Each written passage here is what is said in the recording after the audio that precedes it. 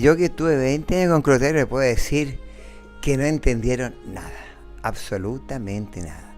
Clotario el 31 de mayo del 90 murió y sobre una época fuerte, la lápida fue fuerte no solamente en Clotario, sino en un movimiento sindical que a lo mejor venía antiguo, el siglo XX, el famoso migración del campo a la ciudad, pero creo que desde ese momento, de la concertación hacia adelante, y no quiero tampoco caer en el descrédito de la concertación, pero ese momento creo que se dio en el mundo además, el consenso de Washington, empezó a bajar la lucha sindical, y en este momento se transformó, como dijo el compañero que vamos a ver más rato, en asistencialismo, solamente, y tener buenos pactos con los bancos. Yo creo que el espíritu de Clotario, que es el espíritu generacional del siglo XX, porque no es de Clotario, él recogió lo que venía del siglo XX, eso en este momento está congelado, no muerto, congelado.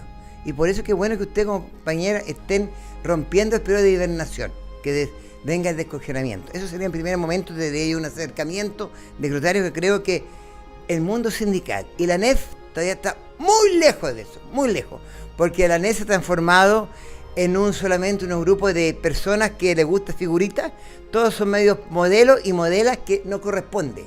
Ese mundo sindical no es eso. Mira, tal vez una figura un poco poética.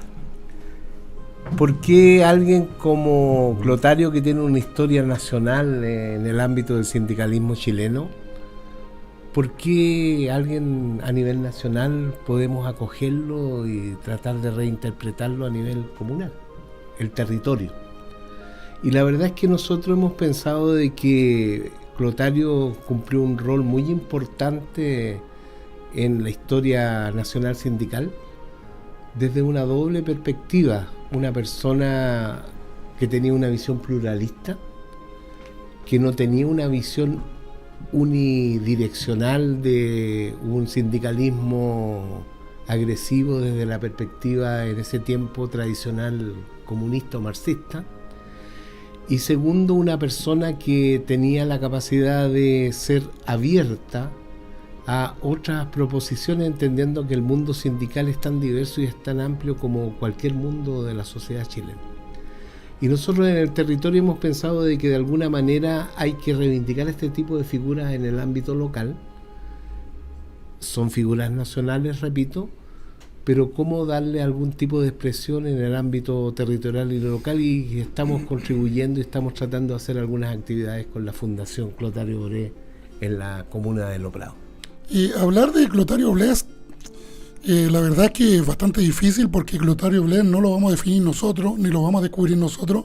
Él se define por sus actos, su legado, su acción. Él está muy definido. Lo que ha pasado, sí, es que la historia en alguna medida y convenientemente lo ha olvidado. Y lo ha olvidado porque se han impuesto nuevas mecánicas de interrelación, y no aquellas de carácter reivindicativo que tuvieron siempre los sindicatos, por otras de carácter asistencialista. Entonces, el movimiento reivindicativo que planteaba Clotario Blest es un movimiento que se ha ido domesticando en el tiempo, y por tanto se ha ido olvidando su figura. Entonces, cuando se va olvidando la figura de Clotario Blest, también se va olvidando el tipo de sindicalismo que él representaba, convirtiéndose hoy día en un sindicalismo domesticado, un sindicalismo que no responde a los estándares que debiera representar, un sindicalismo que ha sido cooptado e invisibilizado por las estructuras de carácter ideológico, que en nada representan las demandas de los trabajadores, sino que representan sus propias demandas, que son en función de la captura del poder.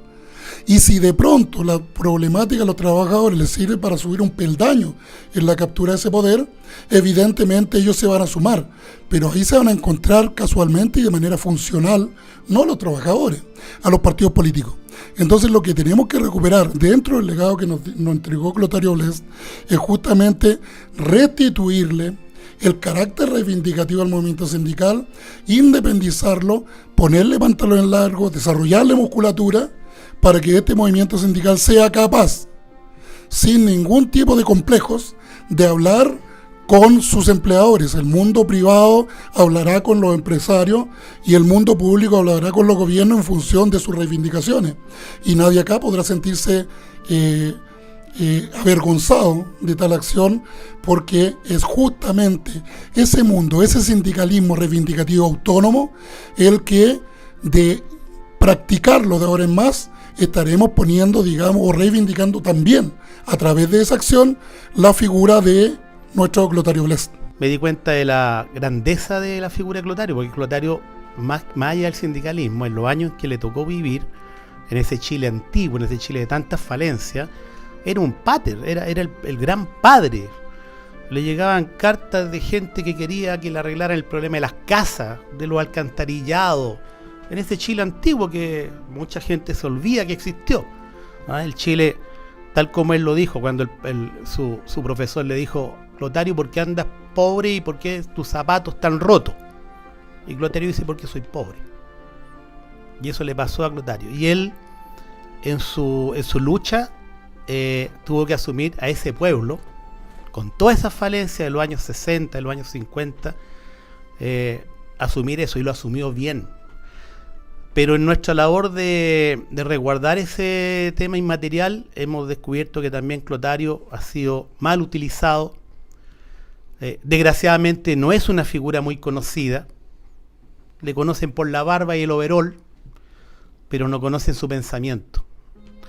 Ojalá el decálogo de Clotario fuese conocido por todos los jóvenes que andan hoy día, y bien lo hacen, reclamando por una sociedad más justa. Falta mucho por reivindicar y conocer la figura de él, y quitarle los mitos también. Él era un hombre, con todas las cosas que tenía como hombre, pero ante todo era un hombre bueno y un humanista. Y era como lo hemos discutido tantas veces en la mesa, unos con ciertas más que ganas y otros con ciertas racionalidades. O era reformista o era anarquista, ahí estaremos discutiendo a lo mejor por siempre de Clotario. Pero el tema es que era alguien valioso, ¿ah? Y se habla de Recabarren y se habla de Clotario. Esos son los padres de nuestro sindicalismo, que está un tanto venido a menos. Yo creo que la gran lucha, la gran epopeya, la gran épica que tenemos que hacer en este mundo tan sin valor es retomar las banderas de estos hombres y ponerle a este mundo los valores que han perdido. Hay que recordar, Clotario fue el fundador de la NEF, fue su primera gran lucha. Antes fue la AET, ¿cierto? Y después fue la lucha salvaje, que fue la central única de trabajadores. Clotario yo lo conocí desde chico. Fue mi vecino. Tuvimos hartas conversaciones a nivel humano, más que político. Tendría horas y horas de conversar sobre él. Pero hay una cosa que siempre me dejó claro, que el 50% de la producción en Chile es mano de los trabajadores y el otro 50% de los empresarios. Por lo tanto, que no había que tener asco de conversar con los empresarios para que el trabajador sea digno de su trabajo. Eso quiere decir que cuando el trabajador se levanta en la mañana, se levanta contento a trabajar, porque sabe que en su trabajo hay armonía, hay seguridad. Va a trabajar y va a producir más. Eso me dejó muy claro de él. Y una de las cosas que aquí en Chile se perdió, cuando uno conversa con un empresario, este es traidor, este no está vendiendo. Del 73, y eso lo tengo muy claro, estaba chico todavía, cambiaron toda la mentalidad de los trabajadores, cambiaron toda la mentalidad de los dirigentes sindicales. Ahora, si yo soy dirigente sindical o si yo pertenezco a un sindicato, Bueno, ¿qué me da el sindicato? Si yo doy 10, voy a querer 15 o 12. Pero la mentalidad no es esa. A mí me gustaría dar 10 y no recibir los 10. Porque yo sé que esa plata va a servir para hacer trabajo realmente sindical.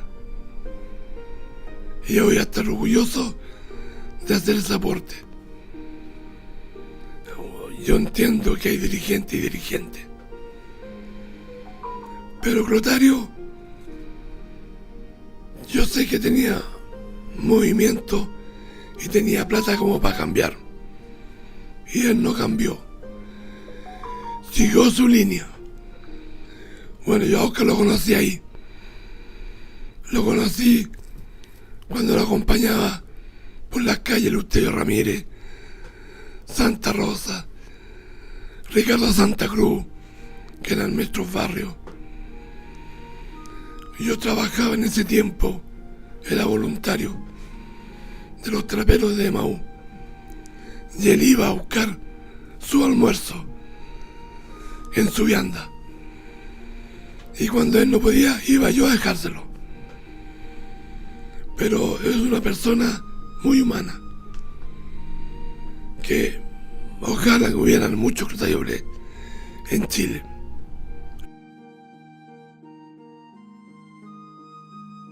Yo a lo personal venía del mundo hippie, absolutamente. Yo no era marxista, nunca he sido marxista. Y me encuentro en el 70, por muchas razones que están explicadas en los libros, que me acerco a esta figura de Clotario, que es una figura que en ese momento ya había sido expulsado del mundo sindical, desprestigiado. Clotario también expulsado del MIR, crea el MIR, los niños del MIR lo echan, la gente de Concepción lo echan. Está en la iglesia joven también expulsado, y yo el 70 llego frente a Cortés que me dice: Ortiz, es el último momento, hagamos el último número de Iglesia Joven porque se está muriendo Iglesia Joven. Bueno, y veo a este Clotario que me sorprende, porque este Clotario es una mezcla, compañera, un tipo que recibía mucha presencia de escritores en su casa, un tipo que sabía, porque él deben saber la gente de la NEF que él era pariente de Oblegana. Su tío era Alberto Belegana, el creador de las novelas chilenas, ¿no es cierto? Bueno, entonces este Clotario de repente es un tipo que recibía influencia, tenía una mezcla entre el Che Guevara, Gandhi, Luther King, los hippies, una mezcla quizá es tanto, compañía, de cuando murió John Lennon, Clotario me dijo: Ortiz, hoy día he pedido de Iglesia San Lázaro, vamos a hacer una misa por John Lennon, porque el compañero luchó por la paz. Una cuestión extraña, o sea, miren, todos estos compañeros del CODE no entendían nada, pero ahí estaba Clotario, un tipo que fue, acuérdense ustedes, nominado al Premio Nobel de la Paz, precisamente por John Baez, Bob Dylan, una mezcla rockero, era como un rockero, así una mezcla. Bueno, es una mezcla, efectivamente Clotario era una mezcla, el hilo era una madeja. ¿Cuál era el conductor de Clotario? No sé. Era un hombre ecléptico que tenía mucha duda. Nunca era cristiano, pero no era católico. Era un Cristo obrero, no un Cristo rey. Era un Clotario que reivindicaba la revolución soviética, pero no la muerte de Stalin. Era un hombre que usted se iba a preguntar a Fidel Castro. O sea, al final Clotario terminó peleado con todo el mundo. Entonces Clotario, a la larga, ¿quién es Clotario? Yo te digo, he estado 20 años con él. Haber sido para Clotario, yo puedo decir aquí frente a ustedes, yo fui el hijo putativo de Clotario. Él siempre me defendió, yo sabía cualquier estupidez, pero como todos los papás, Ortiz, déjelo tranquilo, ya. Bueno, la corta al final, ¿quién era Clotario? Yo creo que era un tipo tan amplio, que no me podría decir si era anarquista, marxista, o era todo a la vez. A lo mejor Hermann Hesse en algún momento, esa mezcla que busca entre Occidente, es eso. Tiene que ver a lo mejor eso. Una mezcla que va a Siddhartha, una mezcla Clotario es eso. Yo creo que ahora que tengo 60... Además, yo creo que a los 67 años que tengo yo ahora podría decir Clotario, claro. Y yo le puse a mi hijo de 8 años Clotario, por algo. Ojalá que asuma el nombre. Bueno, pues tiene que ver con eso. Porque Clotario era un tipo que para mí me enseñó a no ser sectario. Juntarme con todo aquí... Y podemos juntarme desde el fascismo hasta la ultra izquierda y todos somos Ortiz, somos hermanos, estamos lo mismo. Entonces, Clotario, humanista, como dice el compañero. Entonces, ¿qué para mí, para concluir, qué es Clotario para mí? El gran misterio. Un misterio. Es todo sí. Tenía una mezcla de completamente todo. Y era una acción, pero era la cuestión cotidiana. A Clotario no le gustaba que uno hablara, sino actuaba. Si usted hablaba, estaba hablando demasiado, actúe. Entonces, eso sí le gustaba la acción concreta. Entonces, eso era la acción concreta. No le gustaba la gente cobarde, no le gustaba la gente perezosa, no le gustaba la gente, le gustaba la gente que hiciera cosas. No importa cómo lo hiciera, decía, entre no hacer y hacer, hagamos Ortiz mejor. Y si la gente va a hablar, que hable porque usted hizo algo, pero no hable porque no hizo nada. Yo creo que eso. Entonces te parece que ese era Clotario en este momento que estamos. Clotario nació en 1899, 17 de noviembre, que decía, nací en el siglo XIX. No en el siglo XX, soy el siglo romántico. Yo creo que ese es Clotario. Entonces, en este momento que estamos a ver su cumpleaños de día, yo le puedo decir que desde la distancia, todavía eres Clotario para mí una incógnita. Hay un Dios, y aquí yo me voy a meter a pataca. Hay un Dios de alguna manera, compañero, que tiene que ver con que ese Dios monopólico, ¿no es cierto? Que tiene que ver el Dios un poco. Ese Dios que está un poco creado monopólicamente ya. Yo creo que Clotario nunca creyó en el Dios que decía, está sentado a la diestra Dios Padre, con la derecha, a la izquierda, si Dios una... Bueno, Clotario es un hombre, compañera, y ahí está, que se nutrió mucho de Teilhard de Chardin. Para gente de los compañeros de la NEF, Teilhard de Chardin fue un cura jesuita que está comulgado y que en el siglo XVIII, antropólogo, descubrió al hombre de Pekín, y él sacó una cosa que se llama, entre otros libros, de fenómeno humano. Él decía lo siguiente, que lo interesante para él es que esa cosa que pasó, que podía ser cualquier nombre, que fue a lo mejor la cola de un cometa, que dio los elementos necesarios, 3 o 5 elementos que se pudieron desarrollar y dio la vida. Para ese fenómeno humano era Dios, que era un fenómeno de proceso. Entonces, desde ese punto de vista, Clotario entró absolutamente en contradicción con la Iglesia Católica, porque no era el Dios que todos pensaban. Entonces, desde ese punto de vista, Clotario es un innovador. Por eso que pasa a ser muy importante la teología de liberación. Clotario pasó a ser y lo dice Leonardo Wolf y Gutiérrez, que son los grandes impulsores de la teología de liberación. Clotario pasó a ser la figura de la teología de liberación, el Cristo liberador, no el Cristo maltratador, porque la imagen de Dios que tenemos nosotros, el Dios que castiga, no, el Cristo es liberador, y por eso hay que reivindicar la figura de Cristo, como la persona, ese Cristo que dice en la boda de Canaán, deja que el pueblo coma porque tiene todo el derecho de comer hasta que se harten. Eso es Clotario. Entonces yo creo que Clotario, desde ese punto de vista, hasta en eso es discrepante respecto a lo que... Yo diría que no es católico, es cristiano, porque mucho más abierto. Entonces desde ese punto de vista digo, sí, Clotario nos enseñó un camino liberador, de un Cristo liberador, como podría ser Gandhi liberador, o sea, no solamente o Che Guevara liberador. Entonces es mucho más que eso. No es, otra vez, el Cristo monopolizador del catolicismo. No lo creía en eso y tenía profundos problemas con la jerarquía eclesiástica. Pero Clotario fue casi al borde de ser varias veces comulgado. Clotario no le gustaba la iglesia jerarquizada, no. Le gustaba la iglesia descentralizada, la iglesia de lo que se llamaba antiguamente los hechos de los apóstoles, que se compartían en comunidades. Por eso Clotario mejor tenía similitud con los hippies, porque quería las comunidades que se desarrollaran sin jefe. Ahí podría ser anarquista. Fíjate que el tema del mundo social con el mundo sindical tienen vínculos bien profundos, por una razón bien simple. El mundo sindical está constituido por trabajadores y trabajadoras, y que en el ámbito laboral, claro, pertenece a un sindicato, pero también tiene una dimensión de poblador, una dimensión de madre, de padre de hijos educándose, de apoderados, en fin, de consumidores. Por lo tanto, el sindicalismo en última instancia está vinculado al mundo social a través de quienes componen el mundo sindical, que es la gente común y silvestre en sus distintas dimensiones.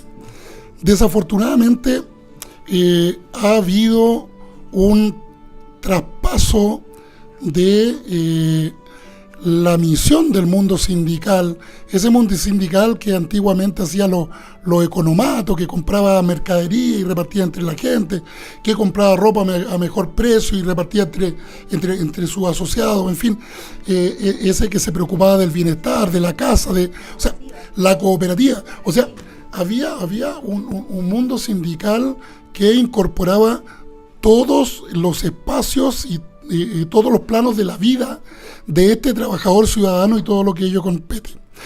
Hoy día, desafortunadamente, el mundo sindical se ha retrotraído simplemente a una cuestión nuevamente de carácter asistencialista, pero con la cuota sindical. Es tan así la situación que se produce que el mundo sindical, de acuerdo a la división que tiene, sindicato, federación, confederación, centrales, tenemos ahí una situación en la cual quienes recaudan los dineros son los sindicatos. Pero los sindicatos, bajo la norma asistencialista, si recaudan 10, le entregan a sus asociados 11. Por lo tanto, no hay ninguna posibilidad de financiar el movimiento aguas arriba. Ahí tenemos un gran problema, porque evidentemente el mundo sindical de tercer piso requiere efectivamente una estructura económica que lo sustente para poder hacer gestión política. O sea, nosotros hoy día estamos en desmedro respecto del reto, incluso de la clase política, porque hay una ley de partidos y que genera financiamiento de los partidos. El mundo sindical no tiene una cuestión así. Entonces, ahora, yo estoy hablando de esto y de la vinculación que existe. ¿Desde dónde? Yo no hablo de ninguna parte. Yo, así como ven, siendo dirigente de la UNT y encargado de las relaciones internacionales, también soy presidente de un club deportivo, social y cultural Los Buenos Amigos en la comuna de Los Espejos. O sea, mi mundo social no termina en el sindicalismo, sino que se vincula también al trabajo social, rescatando niños de la garra de la drogadicción, rescatando desde el alcoholismo a gente, y trabajando con la gente, haciéndolo hacer deporte, o sea, cumpliendo una misión de carácter integral. Si estos mundos no fueran vasos comunicantes, yo no podría hacer esa gestión porque estaría aislado de eso. Entonces eso es un ejemplo real de la vinculación que tiene el mundo sindical y el mundo de la sociedad civil, de las poblaciones, en el plano social. Debemos, por tanto, desde el mundo sindical, recuperar aquellos espacios que desafortunadamente han sido capturados, y aquí voy a decir algo que a algunos les puede gustar o no, pero han sido capturados por estructuras ONGs, que son 3-4 personas con una fuerte capacidad comunicacional, muy bien rentado, que se yerguen como los defensores de derechos que antes constituían parte del emblema del mundo de los trabajadores y que hoy día están siendo representados por terceras personas. Yo creo que el mundo sindical, junto con recuperar el tema del poder propio del mundo de los trabajadores, debe retomar la vinculación social con estamentos de las poblaciones para formar un todo y volverse a vincular en todos los planos del quehacer de los trabajadores, en tanto trabajadores y en tanto constituyentes de una sociedad. No hay un control, no hay una ley en el cual yo puedo decir, tú eres tal cosa, de que tú dijiste tal cuestión, pero no está el respaldo que antes existía, que si yo decía que este era blanco, detrás de esto yo mostraba que era blanco. Ahora lo puedo decir, el que me agarró bien y el que no, bien también. Entonces hay una falta de respeto, porque yo a través de esto, que es el celular, yo puedo transmitir cualquier cosa sin ningún respeto. La noticia que te dijo es verdad o mentira, no importa, pero fui el primero en decirlo. No tengo respaldo. Entonces la educación y la formación nace primero que nada que hay una libertad, que haya, y que se informe todo lo que se tienen que informar para que esto no ocurra. Cosa de que el día de mañana prendo la tele y lo que está pasando en Chile me lo están informando. Y no esto, porque este no tiene respaldo. Y puede que también lo tenga. No lo sé. Se pierde. Exacto, entonces se pierde el origen de la información. Está pensando hoy día la FIP, la Federación Internacional de Periodistas, ampliar la lógica de membresía que tiene hoy día, que son solamente periodistas, dando cuenta de que hay distintos medios a través de los cuales se está haciendo comunicación. Entonces hoy día basta con un aparato celular que todo el mundo tiene para efectivamente levantar una noticia de carácter mundial. Entonces la comunicación hoy día está siendo mucho más plural, mucho más masiva. Claro, evidentemente esto también conlleva ciertos vicios, pero naturalmente ahí la gente tendrá que, acaso, a través de su propio raciocinio, ir seleccionando, ir buscando la fuente y efectivamente si esa fuente tiene la calidad de una fuente confiable. Entonces hay un ejercicio que puede ser intelectual, puede ser de sentido común, porque avanzar en términos de cooptar las redes sociales, entraríamos también en una situación de censura que también implica, por otro lado, una violación de un derecho fundamental. Entonces, cuidado con el tema de las redes sociales. Me parece que bienvenidos sean, evitando, digamos, de que hayan sectores que hagan trascendido o que hagan fake news, pero creo que las redes sociales han sido capaces de levantar hoy día una nueva relación entre el ciudadano y el poder.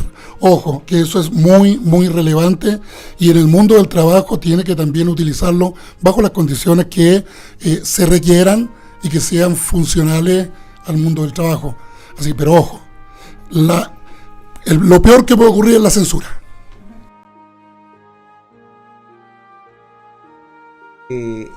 Si hay alguno de los grandes déficits de la historia, de la evolución y de cómo se cuenta la historia en Chile, es que siempre la figura es su radiación nacional y muy pocas veces cuál es el vínculo de esa figura y su radiación en los territorios. Nosotros en el caso concreto de la fundación existe acá, en la comuna de Lobrao, y nosotros hemos tratado de asumir un poco esa realidad virtual y tratar de darle un camino, como de darle una proyección y decir, bueno, si la fundación está acá, hablamos de una figura nacional, ¿por qué nosotros no podemos en el territorio sociabilizar, sensibilizar, difundir lo que fue la acción de esta figura nacional en nuestro territorio? Es un territorio chiquitito que tiene un radio de acción muy limitado territorialmente, y en eso hemos estado tratando de hacer algunas cosas con la fundación, y yo creo que de alguna manera es como una línea de descendencia que no ha existido nunca con las historias de grandes personajes históricos en este país. Es decir, los grandes personajes históricos Allende es el vínculo con la experiencia de la Unidad Popular, es también su familia, pero ¿y quién sabe del Allende vinculado donde nació, qué hizo en la comuna? Un ejemplo.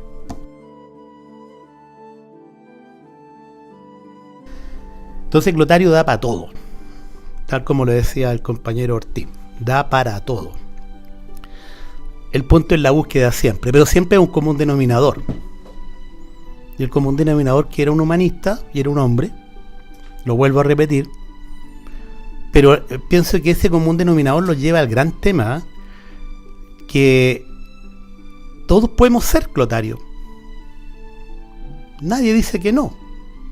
Hay que volarse y ejercer esa posibilidad. Clotario era un intelectual por lo demás. El punto es que él en un minuto fue un revolucionario y dijo cosas muy duras, casi tomársela por la arma el poder. Sí, encendemos la moneda. Encendemos la moneda. Y fue duro. Y la verdadera sociedad se construye solo a partir de los trabajadores. Eso lo dijo. claro, en un minuto revolucionario porque era joven. Y a medida que fue avanzando, lamentablemente también tuvo que vivir la propia traición de sus trabajadores, y termina, ¿no es cierto?, en una reingeniería luchando por los derechos humanos.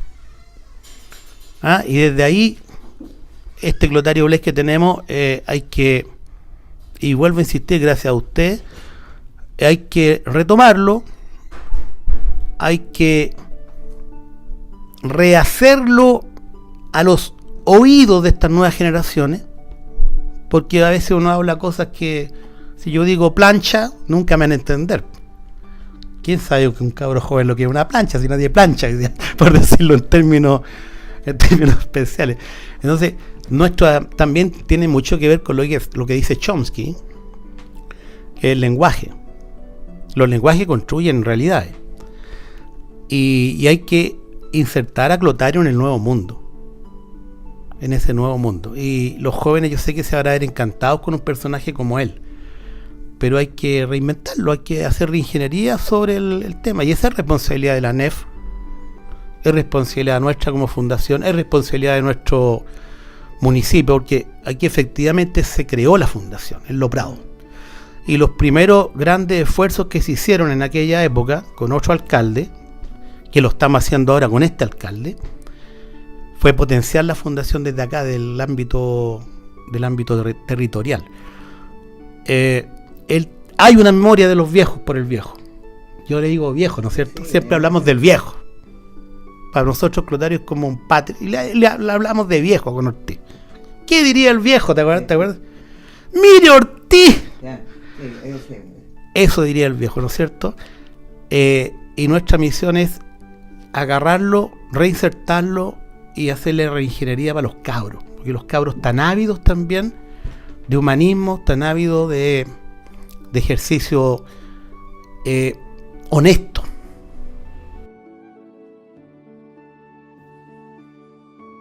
Clotario fue el primero, después del 11 de septiembre, que sacamos un boletín de derechos humanos. El primer boletín en el miógrafo, pero todavía es fundamental ser informado. Tuvimos un boletín durante 17 años, el boletín del CODES, donde dábamos a conocer todo lo que pasaba en derechos humanos, y todas las semanas lo mandaba a diferentes lugares, Naciones Unidas, gobierno.